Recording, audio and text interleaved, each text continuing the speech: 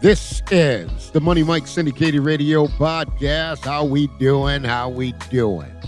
Nothing but good times, lots of fun. We're going to bring it to you, WNBA fan speed. That's right, comments, reactions. We're going to bring it straight to you and let you make the final decision. And we'll get into it. You know, when I thought about this, I said, well, it's been a minute. We haven't did it in a while, WNBA fan speak, and the fans got it right. So, you know, we put out something. We'll go down the line. Kelsey Mitchell, Caitlin Clark to Newsweek, right? Put a bold vote out there, MVP. All right, so Charlie Seals says amen. And 34 ST Zoo says this wasn't a win. The Connecticut Soul, they had their soul snatched, is basically what that's saying. Now, let's get over here to Old Cranky. And Old Cranky kind of let me have it a little bit. You don't get MVP for streaky performances. She can shoot when she's in the mood. My vote would be for Alyssa Thomas. All her triple doubles, the ultimate team player. Mitchell's family has not been complimentary to CC. AT is not the nicest person in the world. Neither is Asia. Boy, that's right. So we're going to do, that's pretty good, Old Cranky. I'll tell you, what you're saying is we're just going to take the bottom of the litter.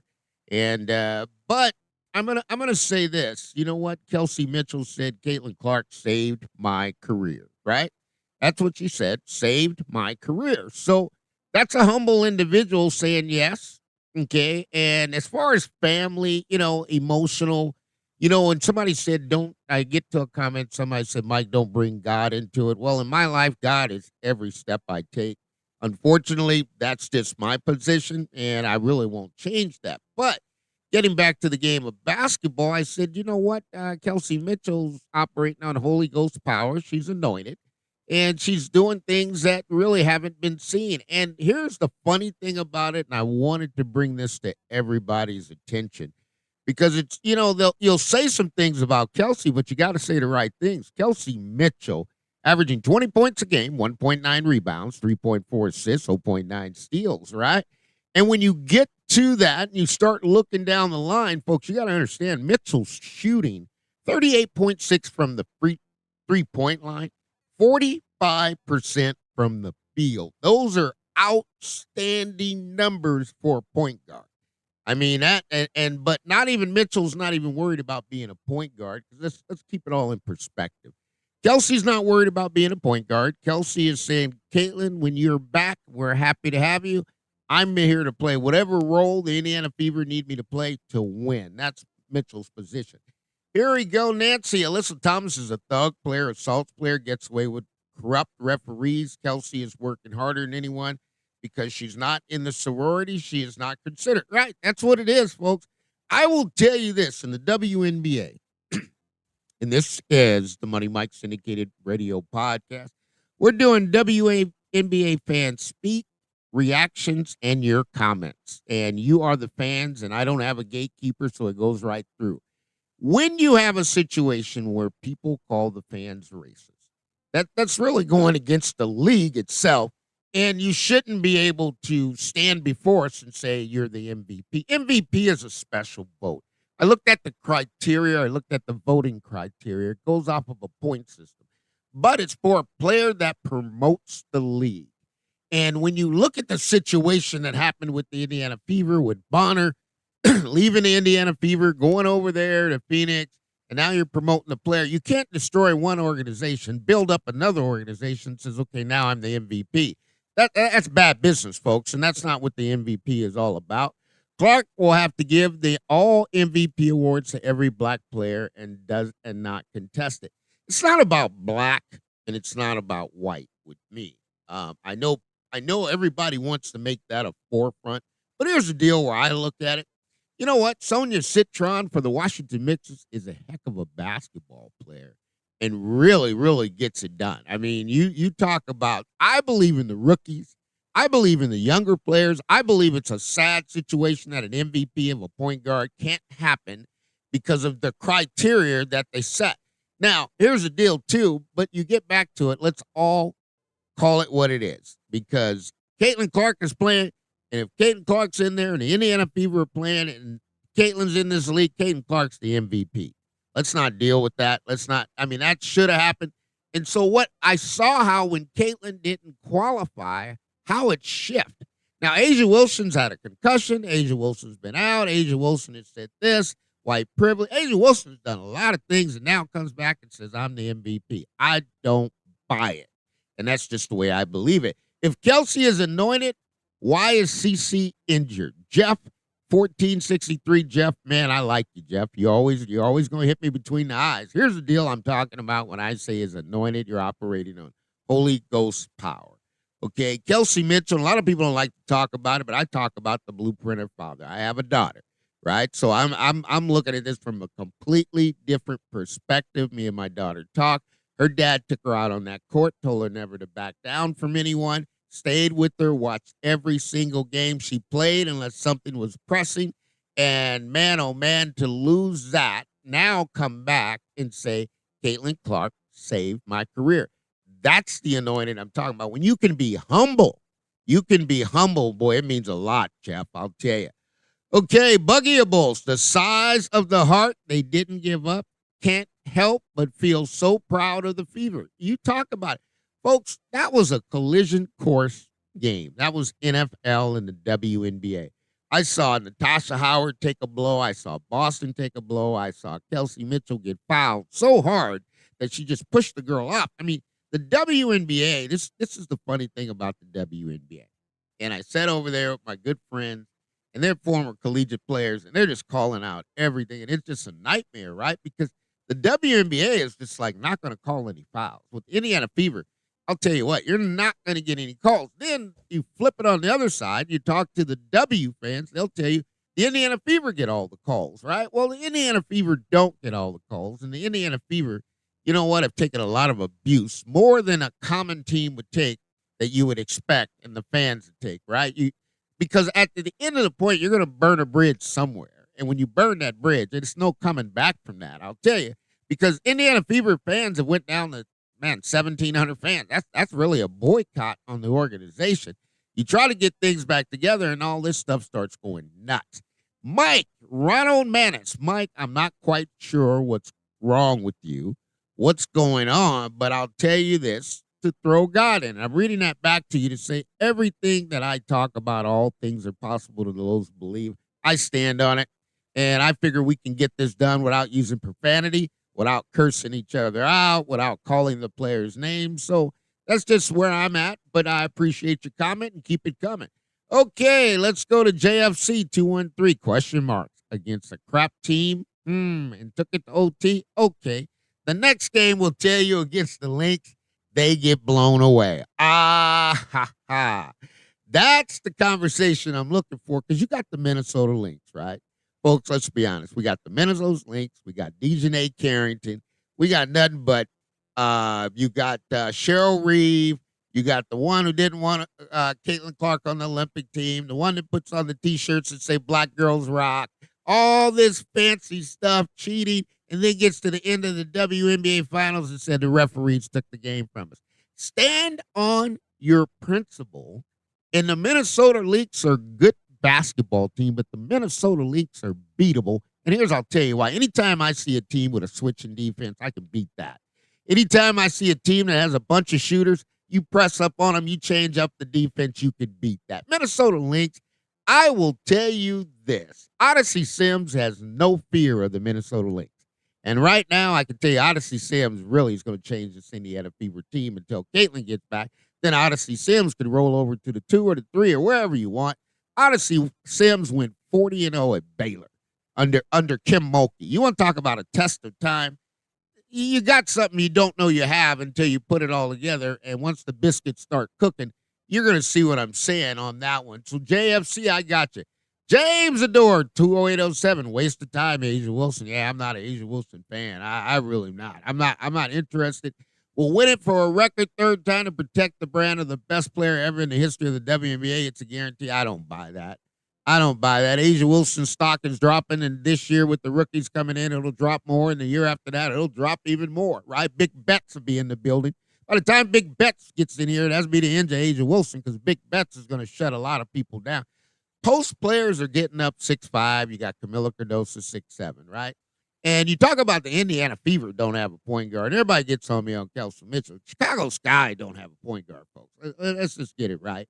And when you don't have a point guard, you can't win. Indiana Fever has point guard galore, right? They went from none to a whole rocket shit of them, and now they're starting to play basketball, so it's good.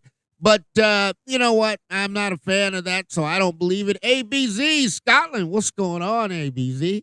Hey, agree if Kelsey Mitchell went to UConn, it would be a shoe on. Hey, you know what? I heard something about the UConn Mafia. That one there kind of tickled me a little bit. The UConn Mafia, and what they're saying is all of this is predicated around UConn and making sure all the UConn players get the awards. And you know what? I'll tell you, the Unrivaled, I wasn't a fan of Unrivaled. Now, I mean, I like the Unrivaled League from a scouting purpose. I didn't like Collier winning the money. I think if you're the owner, you should give that and say, I'm a bow out. I don't like the fact that you're the owner of the league and representing the players in the CBA, because now the WNBA owners don't want WNBA players in the CBA. So basically what happened in that negotiation, they kicked out the Unrivaled owners. Come back when you got some people who are not part of a league that can actually negotiate this contract. And you know who that is. That's Caitlin Clark. Get it over with. Get it over with, guys. I mean, Caitlin's not going anywhere. And you know what? Caitlin's going to be back. Well, you know why I know Caitlin's going to be back? Because they said no more traveling. Let's get this thing done. And, man, it's serious business. I'd welcome that federal investigation. Yeah, that one there is going to hurt the league. The WNBA's got too many lawsuits, too much litigation popping up. That's going to hurt the league. We know that Caitlin's been a target for 2 years. Yeah, this is nonsense. The two most popular women in the WNBA happen to be white or active targets. Yeah, that's right. This lends credits to civil rights violation, Wall Street Journal suggested. And another incident's coincidence. If you believe in coincidences, okay. Is it a incidents when Sophie comes at a time when the league warned her to stop speaking out against referees? She's been ignored, and we've been saying that for a while. The league is corrupt. How deep is it? Wow. Okay, JJ Lee is me. That's a heavy comment there, folks. Let's talk about it. You know what? Any other world in corporate America, if you took actions like the WNBA take, not on the court actions, off the court actions, you would be fired. You would be fired. If I walked in there and I being retired from AT&T and I told the people, hey, you know what? AT&T customers or clients are racist. You know, if I said that, I'd be fired, right? And because it has no place in business. See, here's where the problem is. When Caitlin Clark came in the league, that was the time when the WNBA had to become role models. They had to become role models, right? WNBA players have never had to be role models to a public audience, a national audience. It was really just kind of a small sorority private audience. Because you got to look at it, folks, and you got to be honest. The WNBA players got to be honest with themselves. Because the amount of revenue you were making, you cannot find that on Delta Airlines' balance sheet. You can't find it on Amazon's balance sheet. You can't find it on AT&T or Disney's balance sheet, right? So you weren't even close to making this money. But I told you guys one thing. I said, grassroots going to be on its way. I said, Wall Street's going to come on in. And Wall Street comes in. They do this for one purpose and one purpose only. They give you money to make money. They are not into your emotion. And they will cut out anything that doesn't make you money, right? And that's what you got. So now they've found out that, well, wait a minute. Civil rights works both ways, and there's a multitude of groups that are inclusive organizations that fall under the civil rights. Now, here's the problem that the WNBA is going to hit a hot ticket with, because the civil rights is going to get you to equal pay. When you get to equal pay, now you're going to have to figure out, okay, where we going? Because the WNBA as a whole used to have 42%. Every time you bring in an expansion team, that gets diluted. And what I mean by diluted, the percentage of your value of share goes down. Now, it doesn't really affect you as, say, per the revenue share, but it can let an owner in there who's saying, hey, I'm just going to sit on my hands and do nothing. I'll let everybody else market this league. I get the same revenue share that everyone else gets. That happens in the NFL, and when that used to happen in the NFL, they'd say, look, it's time to sell the team. In the WNBA, you got some people, it's time to sell the team. There ain't no doubt about it. Because once you get hit with litigation, if you don't clean it up, it falls under negligence, right? So now, next year, after all this, with the Wall Street Journal, who gave the concrete, and it is concrete in the court of law, you can't really override federal law.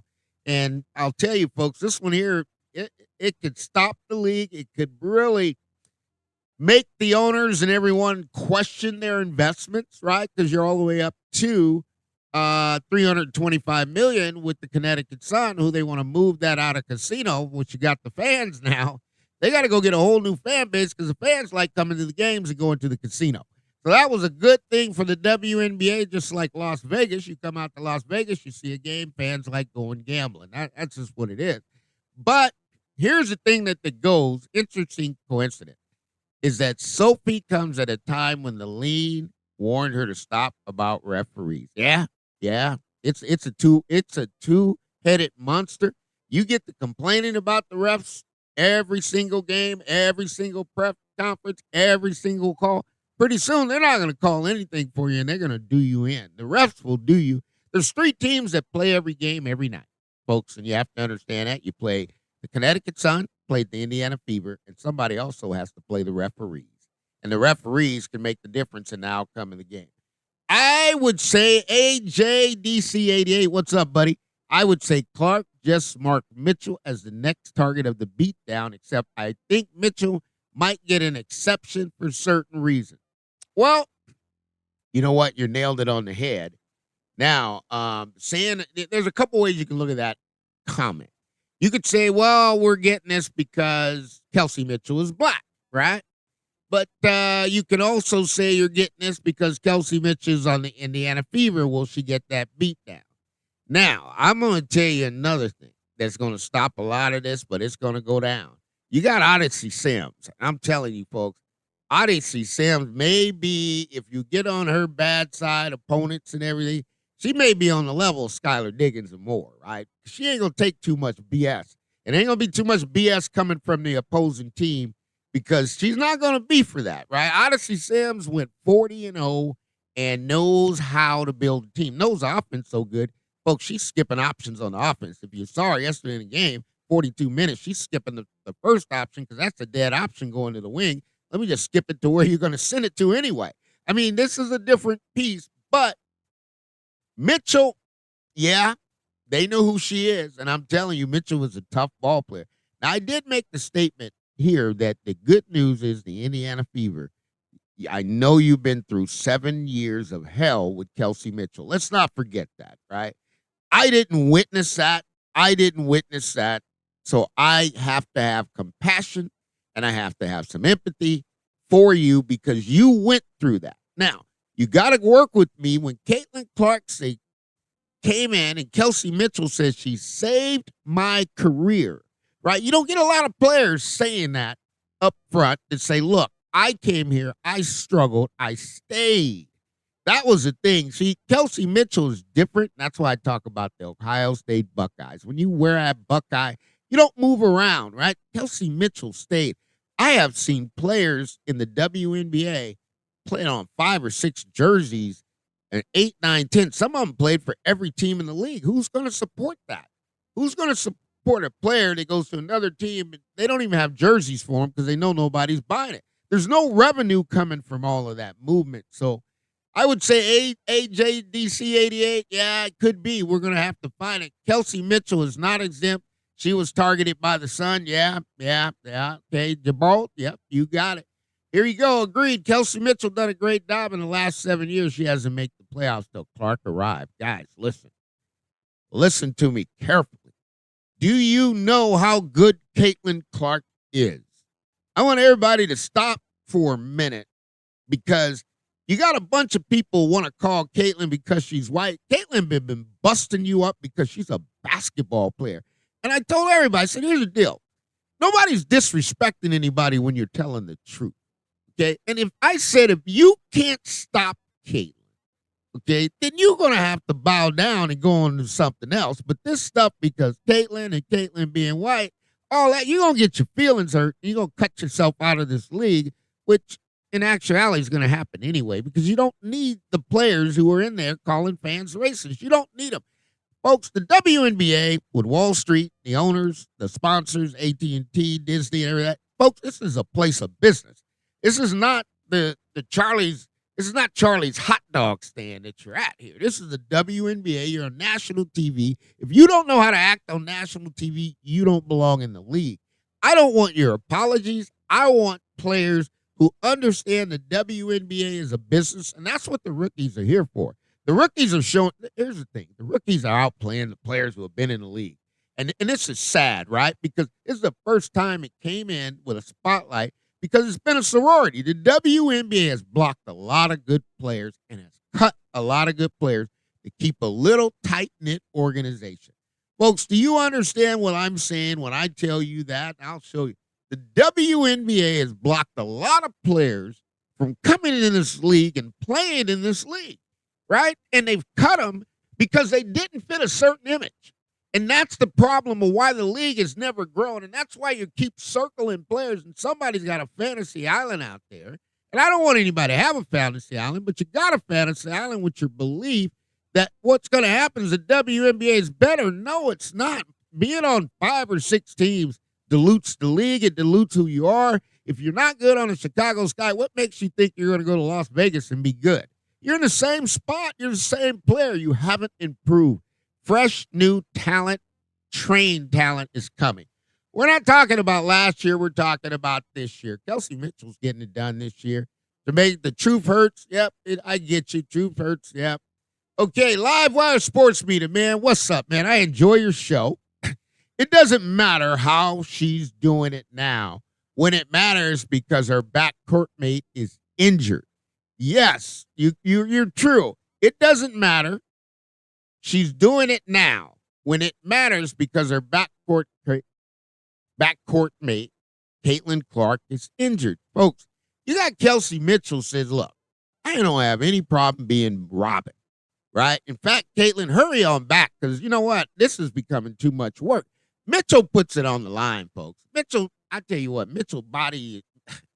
You know what? If you could see Mitchell get out of bed and walk to the bathroom after a game, I'm telling you, it's brutal, right? Because she just plays. Mitchell has not missed the game. I don't even know in the 7 years, has Mitchell been on the injured list? Really? Because Mitchell plays every game and gives you everything she has. Now, it takes you a moment to catch it. Because watching Kelsey Mitchell the first time, I was like, oh, my God, this girl's horrible. She doesn't even run the play. But then it took me a while to catch on. I start seeing the shots. I start seeing the shots go in. And they're not going in this creative offense. This is Kelsey Mitchell. The Indiana Fever don't have an offense for Kelsey Mitchell. I don't think everybody realizes that. They just give Kelsey the ball and say, Coach, Kelsey, go do what you do. I saw Stephanie White. She couldn't even explain it. She can't even coach it. That's a God-gifted player. And the point I was making, if Indiana Fever had to face off against Kelsey Mitchell, man, you guys will walk out that building shaking your head like, man, why didn't Kelsey do that when she was us? When she was with us. Well, she did. You were just so upset at her about it that she just couldn't recognize it, right? So, Live Wire, I mean, you get them both back together, you're going to win. You got Odyssey Sims, you're going to win, right? I mean, these players are going to kick it in. I think Kelsey does deserve it. Ricky Ellison, yeah, I get it. Marguerite Eaton, yeah, KM MVP, no doubt. I get it. The evil I've seen in 2 years since I've turned on the WNBA has made me realize I have no idea of the magnitude of female hate. Unfreaking believable. Hey, the women take it to another level, folks. They take it to another level, and it gets not to the men. The men are different, and here I'll tell you the difference between the WNBA and the NBA. If something happens between Phoenix and Toronto, okay, that's not going to pick back up again until Phoenix sees Toronto again. Then I get to see you again. When I see you, it's on site, right? That's how the kids explain it, right? Well, in the WNBA, it's a little different, okay? Because the ladies have friends, and they talk all night long. They're texting and talking and texting and talking. So by the time they get to the next game, which they play the Minnesota Lynx, right? So whoever has friends from Connecticut Sun on the Minnesota Lynx, and whoever got fouled hard in this last game, we're going to get the get back for the player on the Connecticut Sun. See, So the women do it differently. They go at each other from different angles with different friends. And that's how all this stuff has been going on. That's how I went with Caitlyn, right? And it got to the point now you're starting to see people get X'd out of the league. And that's why Mabry's apologizing, right? Because you're with the Connecticut Sun. He doesn't need Mabry, really. He doesn't need Mabry. First of all, you came to our team. You wanted to be traded. You brought all kind of just negative press to our team. And now you want to apologize because, your job's going to be online. Nobody's going to want to pick you up. That's the truth of it. So, you got to live with it. Okay, Jock, 1060. Do you think CC is reconsider returning? It is not working. I don't. I see Caitlyn wants to fight, guys. I see Caitlyn's a pull-on fighter. I think Caitlyn has had enough of the BS of the WNBA players. I mean, because they didn't spout it, they didn't shout it, they didn't jump up and down, they didn't did everything. And I and I told everybody, I said the Indiana Fever are going to have to fight. They're going to be in a fight, folks. They're going to be in a fight. I mean, you want to talk about a fight? You're going to be in a fight, right? I mean, a deep-on fight. I mean, I'm talking about Indiana. I'm talking about a fight like the Indiana Pacers and the New York Knicks, right? I mean, you're going to be in a fight. This thing, getting out of this thing, there's too many enemies are all trying to get the Indiana Fever. They're all coming for the Indiana Fever. Too many of them. You got them over in the Western. You got Kelsey Plum doing all kinds. There's a lot of dirty basketball. And then they act like it's clean, right? But you can't be clean when they got film on you and they're showing you all the dirty plays, right? I mean, you got Sophie on the ground and the girl's just whacking her. And then the official doesn't call anything. So Kofi's got to fight back and kick the girl off of her. And now you call technical foul. Well, why you didn't call it when all the fouls were going on? It wasn't a jump ball. That's problem city, folks. So I think it's worth it. Boycott the WNBA. That could happen. You know what? I mean, it could. But the Indiana Fever aren't out. I'm a Fever fan, but when I watch, I don't see dirty play. It looks intentional to me. Yeah. I mean, it's bad. It's really, really bad. And Sophie Cunningham is an outspoken person. Sophie Cunningham is a fan favorite. And the WNBA players are going after the fan favorite, and they are just licking their chops every time somebody gets hurt. And that's called cruel and unusual punishment. That's called being not protected by the WNBA. Because if you start whistling these players out, you can get them down. They got to put the last 5 players on the bench in. You whistle them out, but no, they're not going to whistle you out. They're going to let you just go on it. Last year, I saw referees reporting wrong numbers to the score table for players who weren't in the play. You got a WNBA Cracker Jack box referee that you open it up and maybe you'll have a whistle in there. I don't know. Well, I don't have the answer because it's normally you can see it's up and down, but it's so consistently bad. There's really no turning back from this now, right? So you just got to look at that and say, yep, it is what it is. Here it is. Kathy Porter. I agree the play doesn't look like intentional, but you have to see the picture of Hartley taken as Sophie is hopping and holding her knee. This definitely looks like she's smiling. Yeah, and it's kind of chicken S really too, because the player kind of laughed and didn't even check on the player, knowing the player's down. I mean, it's a bad deal. Connecticut's bad basketball, folks. They've been doing this for a while. They did it last year, and here's the challenge. You got Sophie. Here's the challenge, folks. You got Stephanie White mixed up, and Stephanie White gonna have to make a decision.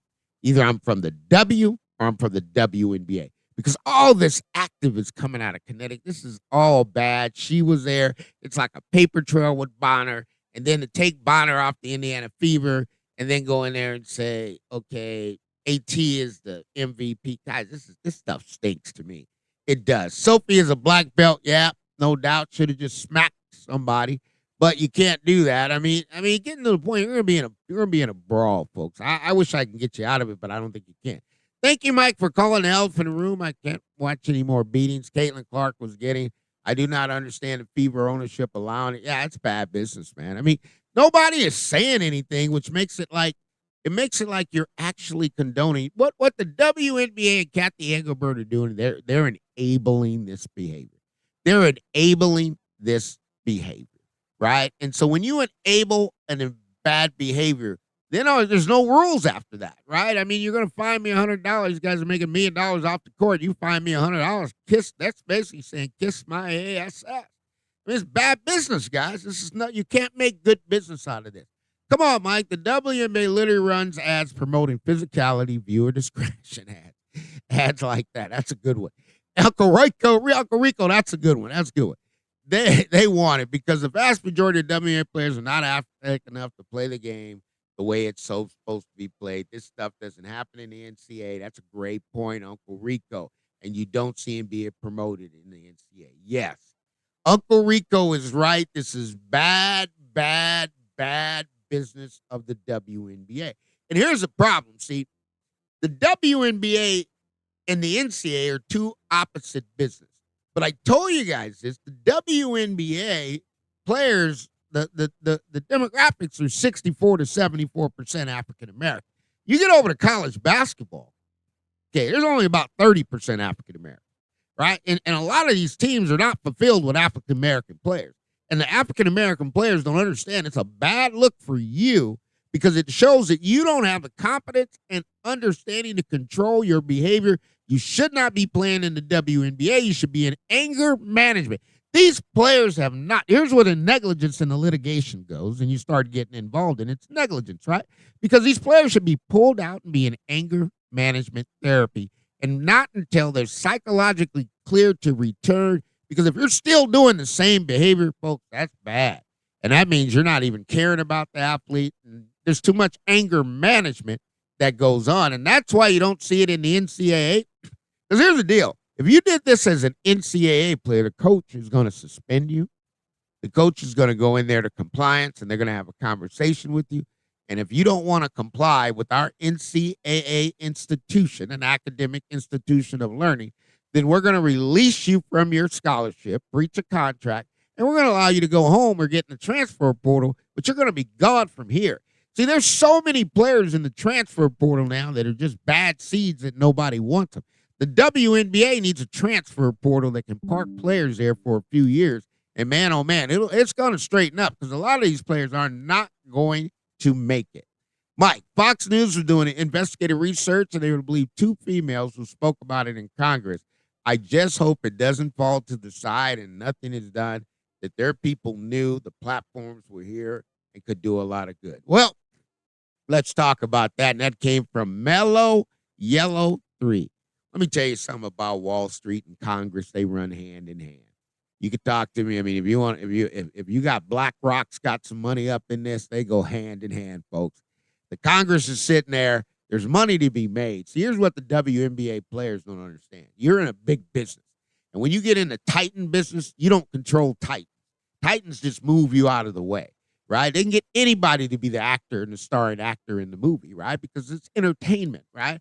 And if they're in the WNBA is saying, look, I'm building $325 million. When people come to the Boston Celtics game, it's a family experience.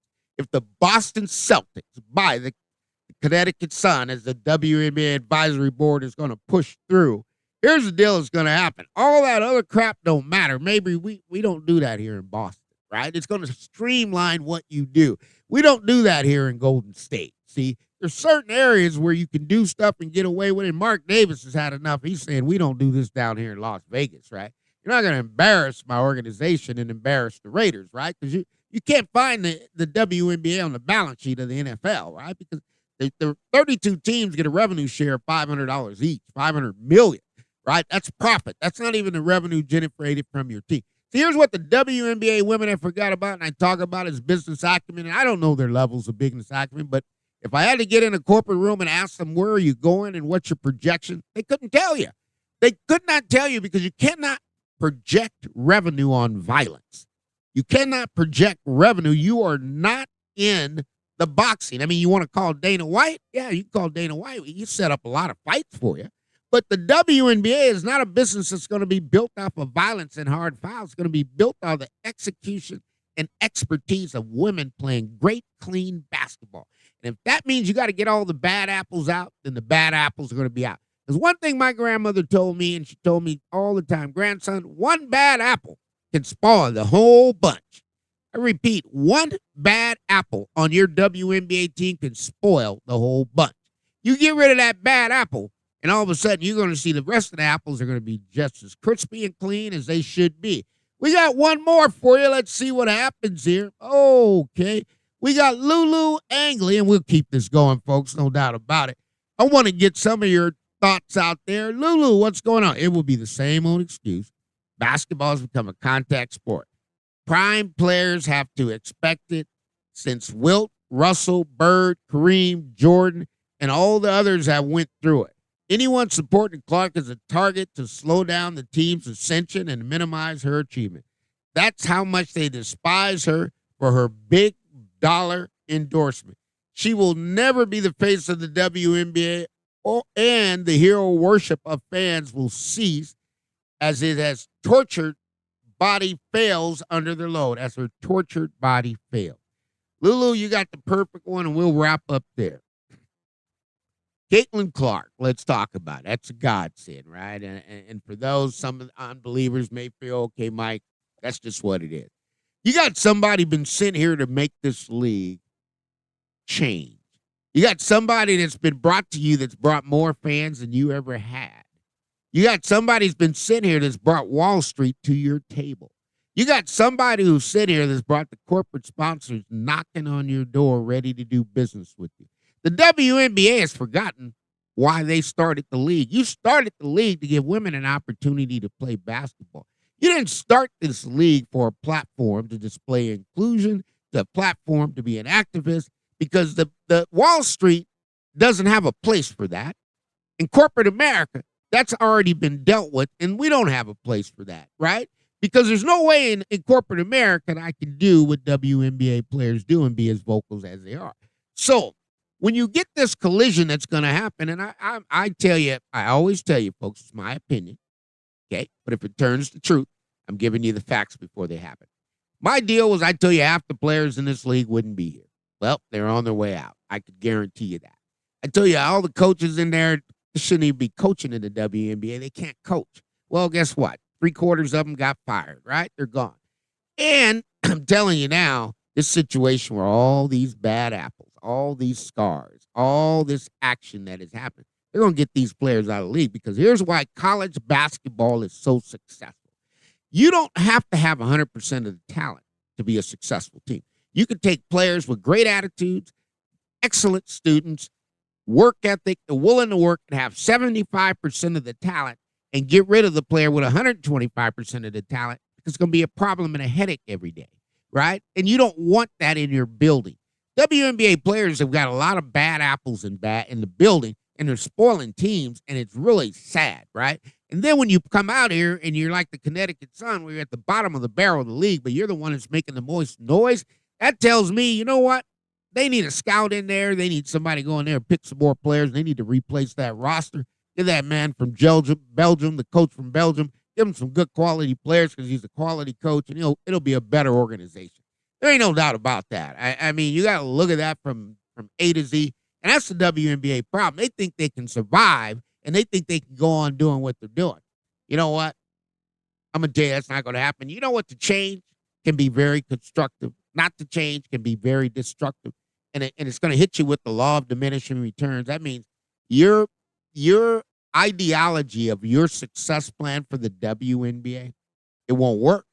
It won't work. Why? Because the fans who are buying your tickets are not fans of the players that are playing. So the fans who have bought the tickets came in with Caitlin, and now they've got all this bad press coming back out. Well, guess what? Those fans got better things to do with their money. Now the WNBA will say, oh, well, that's fine. We'll be fine. No, you won't. Because now you got WNBA owners there. You got billionaires there. Billionaires do not care about your feelings. They don't care about your sickness. They don't care about your health. The billionaires do not care about it. Billionaires care about making billions, okay? And that's the law of the land, and that's why the NBA has survived.